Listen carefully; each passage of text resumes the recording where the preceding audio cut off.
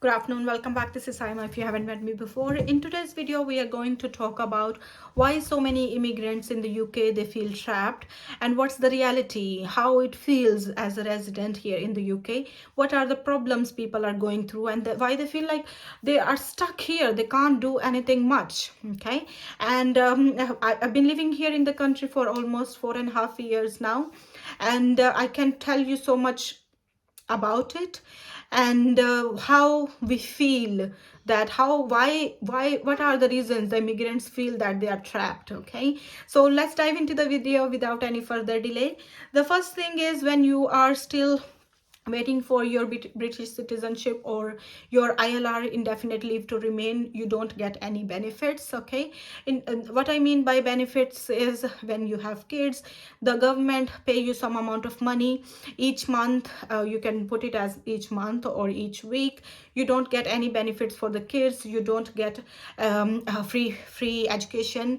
If your kids are above the at the age of university level or college level, you will be the one paying for them. And if you have a kid maybe 17-18 years old, your son or your daughter at that age, when they need to go to the university or college, you will be paying for the fee, and the fee is huge. Okay, so as an immigrant, I don't think it's very easy to afford that fee for the students. So what a lot of people they do is, the fee for the university or the college is huge. Sometimes it's like 10,000 per year or 12,000 per year, so it depends on the course or study that you want to do.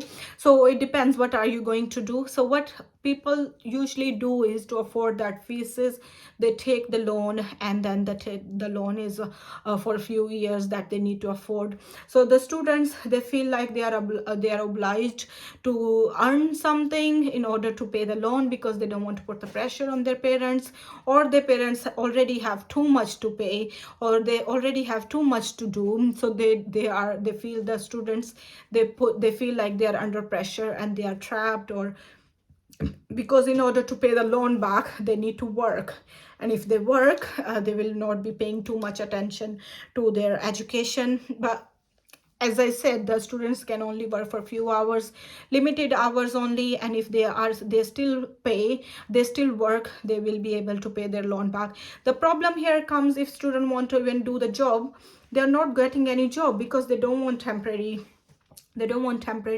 people, they want the permanent staff. Or sometimes students, if they sometimes for the students, some companies or some restaurants or some people, they pay less amount as well. So not as contracted hours, like you will be getting 10.5 per hour or 11 per hour, 11 pound per hour. So for the students, sometimes they make drama and they pay less to the students. So students at the moment, they feel a little bit trapped because of the high fees. If their status is British, or if they have ILR, then their kids, they can go to the university, they can get some benefit from the government as well.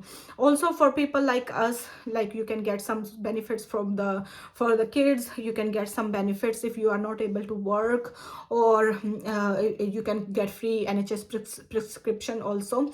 But NHS prescription, if you have any underlying condition, you can get free NHS prescription, even if your status is a skilled worker or any other, you are on any other visa. Okay, so the other thing is, when we get the mortgage. Okay, getting the mortgage here in the UK, I think you feel like trapped, because the mortgage, usually you can get it only at a certain age. If you pass 40, you are not able to get the mortgage. Even if you get, some companies they give, but it will be for a short period, and they ask you huge amount of money for the advance. Okay, for the deposit. So in order to get a mortgage, you need to be at least in your 30s or in your 20s, so you can have the mortgage for the longer time, and you can pay the amount that you are going to take as a loan to get your mortgage. Right, for example, me, I got the mortgage when I was at the age of 27, I think 27 or 28. Yeah, so I got it for 35 years, so I'll be paying for it for 35 years. Okay, so for 35 years, do I need to stay here in the UK? No, I can go if I can sell it if I want to sell it. But some people, they don't know that they can resell the mortgage, or they can remortgage it, or they can put some tenants in here and pay for the mortgage. But if you think about it, you'll be like, okay, for 35 years I'll be paying the mortgage, and at the end, my kids can enjoy. They don't need to buy a house, and they don't need to do anything. Okay, they will be having a house. Okay, but 35 years paying for it, it's too much. What, at the age of 60 I won't be able to work, and it will not be 35 years yet, I'll be still needing to pay my mortgage. Okay, so mortgage is around, like, depends how expensive the house you get. The more expensive house you get, the more money you need to pay as a mortgage, as the monthly installments. Okay, so it depends how much money you are going to pay per month, and how long you have contracted it for. So if you have done it for 30 years, it will be a little bit less, a little bit more money for you to pay. If you have done it for 35 years, the money will be a little less for you to pay. Okay, so I've done it for 35 years, so I'm paying like 1110 pounds, 1107 pounds for 5 years. And after that, they remortgages and check the estimated check the price of the property. They remortgage it and give you a new quotation. So after 5 years, they'll be changing according to the VAT and the rate and everything. But before that, for 5 years, I need to pay this amount. Okay, so for 35 years of my life, it feels like, do you need to work for those 35 years to get the money? Because if I don't work, if I have a business, very good. But if I'm if I'm someone who does the job only, I'm a job person, then the second person in the family need to pay the mortgage. So we've done it like me and my husband. So if I don't pay, if I don't work, he will be the one paying the mortgage. So for one person doing all the household spendings and paying the mortgage, it will be too much. So two of us need to work to pay the mortgage. So it feels like a little bit stuck in there. For 35 years, you need to pay to get your house. Okay, when they remortgages, you can ask them, you can pay. Okay, you can tell them, okay, I want to do it maybe for like I'll pay you extra, but I'll do it for 20 years or something. I don't know, but you can ask them. I'm not sure if they will be agreeing. But why do you need to do it? Why do you need to pay more money? Well, whereas you will be paying the VAT and everything same amount. Okay, so yeah, it's a bit trapping. I think it's a bit hard. And for the kids as well, for the college and the university, the fees are too much for international students. And after that, when they go to work, they don't get jobs, and they get paid less paid. They're less paid. And also that sometimes the companies, they use them. Okay, they pay them little bit money, and they say, okay, we know that you're a student, or so you will not be getting too much money. Yeah, so the students also, they feel trapped. The families, they feel trapped.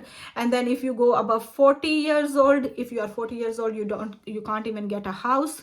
If you are someone who's working as a government job or something, at the end of your retirement, you will get the pension and the money back. But the problem also is, even for British people, if they have the money in their account, they won't get the NHS services. It's ridiculous. So if someone, if there is someone who needs package of care means they need some help from the medical team when they go home. Okay, if usually it's given by the NHS for 2 weeks.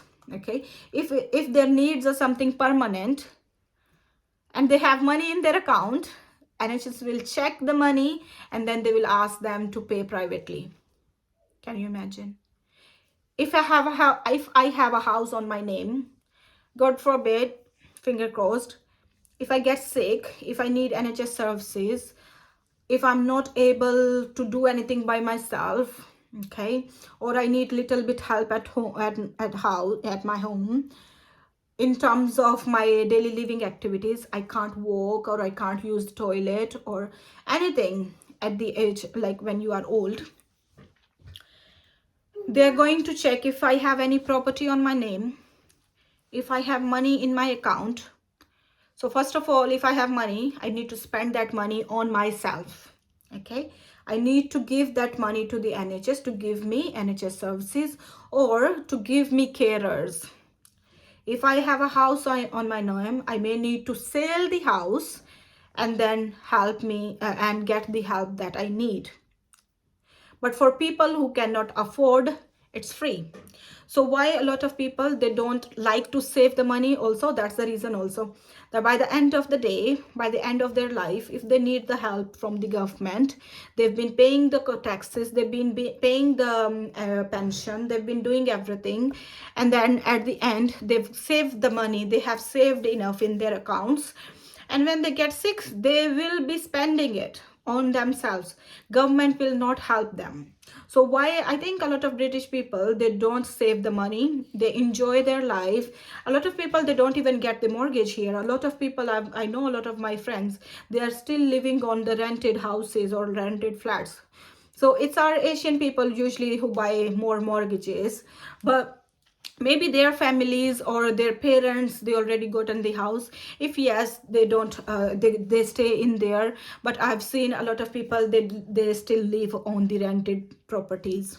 Okay, and I think it's only because so they can get some benefits from the government, and because of the pensions, because of the what do you call it, because the it's their right, I think, because they've been paying the taxes, they've been paying the tax throughout their life. So when it's their time to get some help, I think government should help. But in some sense, maybe they are right, maybe they are right not to save money or not to get a house, because if at the end of their life they need some help, government is going to sell the property to give them the help that they need or to give them the care that they need. Sounds ridiculous, right? A bit weird. I didn't know that either, but yeah, I know it now. So yeah, so it's their life is little bit different. So you may have seen people on the streets.